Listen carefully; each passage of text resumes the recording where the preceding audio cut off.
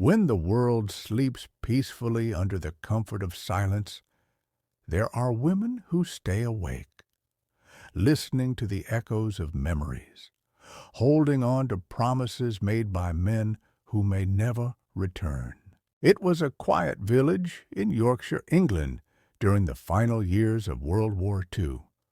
The moonlight spread faintly across the narrow streets, touching rooftops and the worn cobblestone path that led to a small house at the very edge of town. Inside that home lived Margaret, a woman of just 32, with gentle eyes that once danced with laughter, but now carried the weight of longing. Her husband, Thomas, had been sent to the battlefield 2 years ago. He was a kind man, the sort who used to play the violin on Sunday evenings, filling the house with music that neighbors often paused to hear. Their love was quiet, steady, and deep.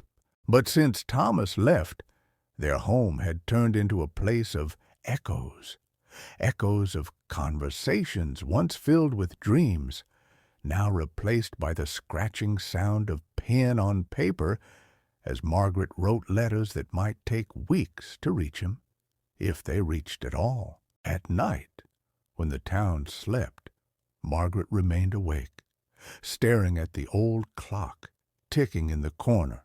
Its sound became her only companion, a cruel reminder of passing hours without her husband by her side. On her nightstand lay a stack of worn envelopes. Each carried Thomas's handwriting, strong, steady strokes, though as the war dragged on, his words grew heavier. "My dearest Margaret," one letter read, "I dream of the day I can once again hold your hands, calloused from work but soft to my touch. Do not lose hope. Every sunrise here I imagine you seeing the same light back home, and it gives me strength." She read those words over and over until they blurred with tears. She whispered back into the silence, "I will wait, Thomas, no matter how long." And yet, some nights were unbearable, nights when fear whispered louder than hope. What if this letter was the last? What if tomorrow never brought another envelope with his familiar handwriting? That night, a winter night in 1944, the silence felt heavier than usual. Snow fell outside, dusting the empty road, and the fire in the hearth had dimmed into embers. Margaret sat by the window, the flickering candlelight casting shadows across her weary face. She clutched the most recent letter. Her fingers trembled. For hours she had resisted opening it. Something about the envelope felt different, too thin, too rushed. Finally, with trembling hands, she tore it open. "My beloved Margaret," the words began, "by the time this letter reaches you, know that I may already be far from where you imagine me. The battle grows harder each day.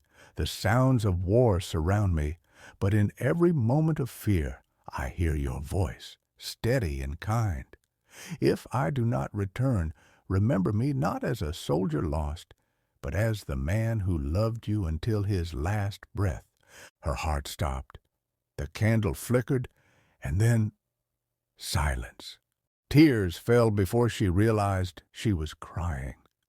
She pressed the letter to her chest and let out a cry that only the night could hear. A cry of grief, of longing, of a love that stretched across battlefields but could not conquer death. Days later, just after midnight, a knock echoed through her small home. She froze. Slowly, she walked to the door, each step heavier than the last. Standing there was a man in uniform, not Thomas. The officer removed his cap, lowering his eyes. He didn't need to speak. She already knew. "Still," he said softly, "Mrs. Margaret Taylor?"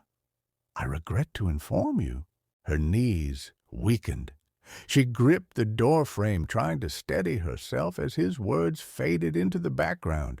That night, after the officer left, Margaret sat in Thomas's chair, clutching his violin. She tried to play a note, just one, but her hands shook too violently, so instead she closed her eyes and remembered. Remember the evenings when Thomas's music filled the air, remembering the laughter they shared, the dreams of children they never had, the mornings when he kissed her forehead before leaving for work. And though her heart was shattered, she whispered through the tears, "You promised you'd come home, Thomas, and in my heart you always will." The years passed. Margaret never remarried. She lived quietly, carrying Thomas's memory like a lantern through the dark corridors of her life. His letters stayed by her bedside, their edges yellowed with time, but their words still alive. She often told the village children, "A soldier's duty may end on the battlefield, but a soldier's love never dies." And every midnight, when the world was still, she felt it again, the silent cry that once broke her heart, but also reminded her of a love that was real, eternal, and unshaken even by war. Behind every uniform lies a story not of war, but of love, of promises whispered, of sacrifices made, of silent cries carried in the hearts of those left behind. Did this story touch your heart, too? Share your thoughts in the comments.